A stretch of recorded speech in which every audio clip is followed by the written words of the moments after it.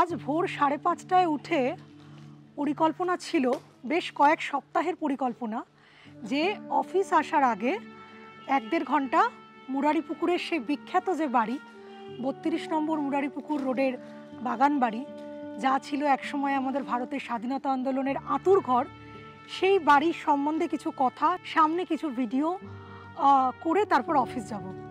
কিন্তু আপনারা বিশ্বাস করবেন না, আমি সকাল 7টা থেকে প্রায় 2 ঘন্টা গোটা মুরারিপুকুর চত্বরে আঁতিপাতি করে খুঁজলাম, কিন্তু এখানে কোথাও আমি সেই বাড়ির কোনো তো ছিটেফোঁটা দেখতে পেলামও না।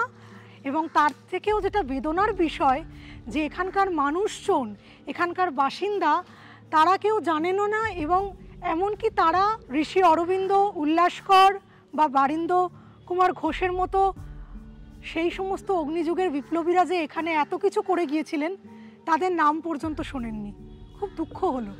যাই হোক, অনেক খুঁজে খুঁজে যে জায়গাটায় এলাম, সেটা এই জায়গাতেই একজন অনেক বৃদ্ধ মানুষ বললেন, এই চত্বরেই ছিল সেই বাগান বাড়িটা, কিছুটা ধ্বংসাবশেষ রয়েছে, কিছুটা নেই, মাঠটা রয়েছে, সেই মাঠটা এখন পরিচিত বোমার মাঠ হিসেবে। এখন কথা হলো, যার জন্য এত কসরত করে আমি এলাম, সেই মুরারিপুকুরের বাগান বাড়ি কী আছে তাতে?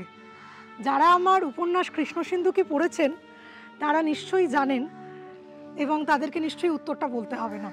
মুরারিপুকুর রোডের বাগান বাড়ি, এখানে ছিল ঋষি অরবিন্দ এবং বারিন্দ্র কুমার, তারা তো ভাই ছিলেন, তাদের বাবা বিখ্যাত চিকিৎসক ডক্টর কেটি ঘোষের বাগান বাড়ি। এই বাগান বাড়িতেই গোপনে খোলা হয়েছিল বোমা বাঁধার কারখানা বলতে পারেন, বা গুপ্ত আশ্রম বলতে পারেন। স্থানীয় মানুষ সবাই জানতেন যে এখানে বেশ কিছু তরুণ ছেলে থাকে, তারা নিজেরাই রান্না করে, নিজেরাই তারা আধ্যাত্মিক চর্চা করে। তারা কিন্তু প্রত্যেকে খুবই মেধাবী ছাত্র, কেউ প্রেসিডেন্সির কেমিস্ট্রির ছাত্র, কেউ সিটি কলেজের অঙ্কের ছাত্র, এরকম প্রায় 18-19 জন ছাত্র এখানে থাকতেন, তারা যাদের নেতৃত্ব দিতেন বারিন ঘোষ, অরবিন্দ ঘোষের ভাই। কিন্তু আসলে ভেতরে যেটা চলতো, এখানে বোমা তৈরি হতো, এখানে নানা রকম বন্দুকের মহড়া হতো। এবং 1905 সালে বঙ্গভঙ্গের পরে যখন বাংলায় কিছু মানুষ বিশ্বাস করতে শুরু করেছেন যে কংগ্রেসের যে নরমপন্থী মডারেস্ট নীতি, যে ওই অনুরোধ উপরোধ করে কিছু হবে না, ব্রিটিশ সরকারকে অনুরোধ উপরোধ কাকুতি মিনতি করে স্বাধীনতা পাওয়া যাবে না, আমাদেরকে আন্দোলনের পথে যেতে হবে, তারই মধ্যে কয়েকজন যাদের আমরা চিনি, লাল বাল পাল, বিপিনচন্দ্র পাল, লালা লাজপত রায় এবং অরবিন্দ, এই এক্সট্রিমিস্টরা তারা শুরু করলেন বোমা বাঁধা, যেখানে সেখানে বিস্ফোরণ, বিভিন্ন উচ্চপদস্থ ব্রিটিশ পুলিশ কর্তা বা সরকারি কর্তাদেরকে হত্যা করা।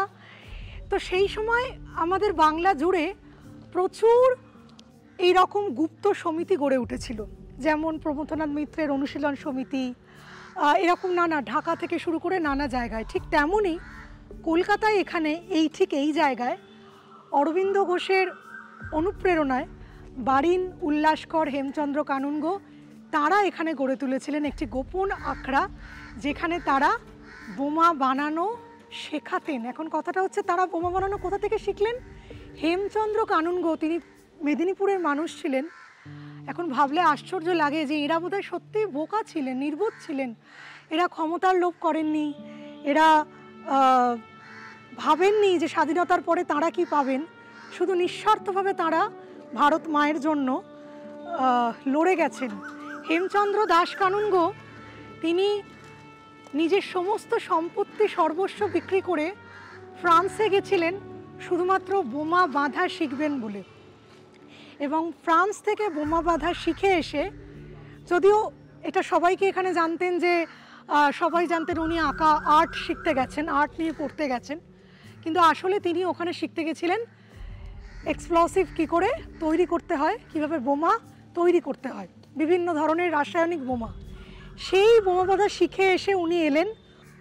আপনারা যারা কৃষ্ণসিন্ধুকে উপন্যাসটা ইতিমধ্যেই পড়েছেন, বা গত বছর যখন উপন্যাসটি প্রকাশিত হয় আলিপুর জেল মিউজিয়ামে, সেখানে সেই অনুষ্ঠানে গিয়েছিলেন, তারা নিশ্চয়ই জানেন উল্লাসকর কে, এবং আপনারা নিশ্চয়ই আমার সঙ্গে একমত হবেন যে উল্লাসকর এমন একজন মানুষ যাকে দূর থেকে সমীহ করার থেকেও নিজের দাদা বা ভাইয়ের মতো যেন কাছে বসিয়ে দুদণ্ড জিরোতে দিতে ইচ্ছে হয়, তাকে ভালোবাসতে ইচ্ছে হয়, তাকে মায়া মমতায় ভরিয়ে দিতে ইচ্ছে হয়।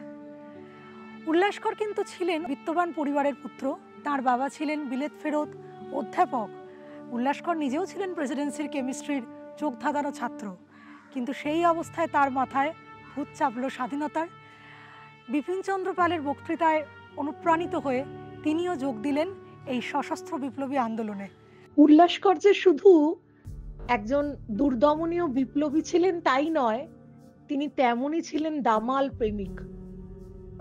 আমার কৃষ্ণ সিন্ধুকি দ্বিতীয় পর্বে আছে সেই রোমহর্ষক তার জীবনের কথা, যা হার মানায় যে কোনো বলিউডি প্রেমের কাহিনীকে। প্রায় 70 বছরের কাছাকাছি পৌঁছে তিনি বিয়ে করেছিলেন কিশোর বেলার প্রেম, সম্পূর্ণ প্যারালাইজড প্রেমিকা বিপিনচন্দ্র পালের কন্যা লীলাকে। সে এক লম্বা গল্প, সেই গল্প পড়তে গেলে, সেই গল্প জানলে আপনাদের গায়ে কাটা দেবে। আজ 17ই মে 1965 সালে এই দিনেই পৃথিবীর মায়া কাটিয়ে চলে গিয়েছিলেন উল্লাসকর দত্ত। তার বাড়ি ছিল শিবপুরে। শিবপুরের বাড়িতে গোপনে ল্যাবরেটরি বানিয়ে নিজের কেমিস্ট্রির মেধা কাজে লাগিয়ে বোমা বাঁধা শুরু করলেন পিক্রিক অ্যাসিডের সঙ্গে নানা রকম কেমিক্যালস দিয়ে। একদিন প্রচণ্ড বিস্ফোরণে ল্যাবরেটরিটা থেকে বোমাটা বাইরে পড়ে গেল, আর ওখানে করা সম্ভব হলো না, পুলিশের নজর পড়ল। উল্লাসকর তখন বাড়ি ছেড়ে চলে এলেন এই 32 নম্বর মুরারিপুকুর রোডের বাগান বাড়িতে। বারিন ঘোষের বাবার বাড়ি, যেটা বললাম, ডক্টর কৃষ্ণধন ঘোষের বাড়ি। এখানে 17-18 জন তরুণ থাকতেন। তারা নিজেদের মতো খাওয়া দাওয়া করতেন, রান্না করতেন অত্যন্ত কৃচ্ছতার সঙ্গে। এবং শুধু তাই নয়, তারা বেদ, উপনিষদ, দর্শন চর্চা করতেন। এটা তো বাইরে পাড়ার লোকেরা জানতেন, আর এগুলো তো করতেনই। আর ভেতরে যেটা করতেন, বোমা, পিস্তল, কার্তুজ, রিভলভার। তো এইরকম যখন অবস্থা, সেই সময় কলকাতা পুলিশের ইন্টেলিজেন্স ব্রাঞ্চে রয়েছেন দ্য ওয়ান অ্যান্ড অনলি কুখ্যাত টেগার্ট। টেগার্ট লক্ষ্য করলেন যে বিপ্লবীদের এই যুগান্তর পত্রিকাকে কেন্দ্র করে সারা বাংলায় সন্ত্রাসবাদী আন্দোলন পুঞ্জীভূত হয়ে উঠছে। ক্ষুদিরামের আত্মহত্যা এবং প্রফুল্ল চাকির শহীদ হওয়ার পরে প্রচণ্ড জোরদারভাবে তদন্ত শুরু হলো, এবং অবশেষে ওই 1908 সালেরই জাস্ট কয়েক সপ্তাহ পরে 2রা মে, যেটা বললাম, মুরারিপুকুরের বাগানবাড়ি থেকে সবাই গ্রেপ্তার হলেন। তারা গ্রেপ্তার হলেন উপেন্দ্রনাথ বন্দ্যোপাধ্যায়, অবিনাশ ভট্টাচার্য, সত্যেন্দ্রনাথ বসু, কানাইলাল দত্ত, উপেন্দ্রনাথ বন্দ্যোপাধ্যায়, বারীন্দ্র কুমার ঘোষ, উল্লাসকর দত্ত তো আছেনই, আরও অনেকে। মোট 34 জন বিপ্লবী, 34 জন সশস্ত্র আন্দোলনের বিপ্লবী ধরা পড়লেন, এবং উদ্ধার হলো প্রচুর বোমা, প্রচুর কার্তুজ, প্রচুর রিভলভার, ডিনামাইট, চিঠি পত্র। এবং তারপর শুরু হলো সেই বিখ্যাত ঐতিহাসিক মামলা, আলিপুর বোমা মামলা, যে মামলার শুনানি প্রায় 1 বছর চলার পরে প্রথমে বারিন এবং উল্লাসকরের ফাঁসি হয়েছিল, ফাঁসির সাজা। তারপর সবারই যাবজ্জীবন হলো, যদিও দেশবন্ধু চিত্তরঞ্জন দাসের অসাধারণ সওয়াল জবাবে ঋষি অরবিন্দ ছাড়া পেয়েছিলেন। অরবিন্দ ঘোষ, তখনও তিনি ঋষি হননি। অরবিন্দ সম্পূর্ণভাবে খালাস হলেন, আর বাকিরা সবাই চলে গেলেন আন্দামানে। আর তাদের আন্দামানে সেলুলার জেলের জীবন নিয়ে তো আমি লিখেইছি কৃষ্ণ সিন্ধুকি। আপনাদের বলি, কৃষ্ণ সিন্ধুকি 2য় পর্ব আমি এখন লিখছি, এবং লিখতে লিখতে আজকে আমার আসলে যখন যেটা মাথায় চাপে, একটা ডিটেলিংয়ের জন্য মনে হলো এক্ষুনি আসতে হবে, কিন্তু এসে খুঁজে তো পেলামই না। যাই হোক, মুরারিপুকুরটা পুরো ঘুরে গেলাম, আর আপনাদের এই পুরো চাপা পড়ে যাওয়া ইতিহাসটা একটু যতটুকু পারি জানানোর চেষ্টা করলাম। এখনও এখানে একটা ফলক আছে, যে ফলকে তাদের নাম লেখা আছে, যে তারা এখান থেকে গ্রেফতার হয়েছিলেন, এবং এটা ছিল সশস্ত্র বিপ্লবীদের, অগ্নিযুগের বিপ্লবীদের আঁতুর ঘর। এই ভাগ হয়ে যাওয়া ভারত মাতা, এমন স্বাধীনতা তারা চাননি বলে তাদের আমরা মনে রাখিনি।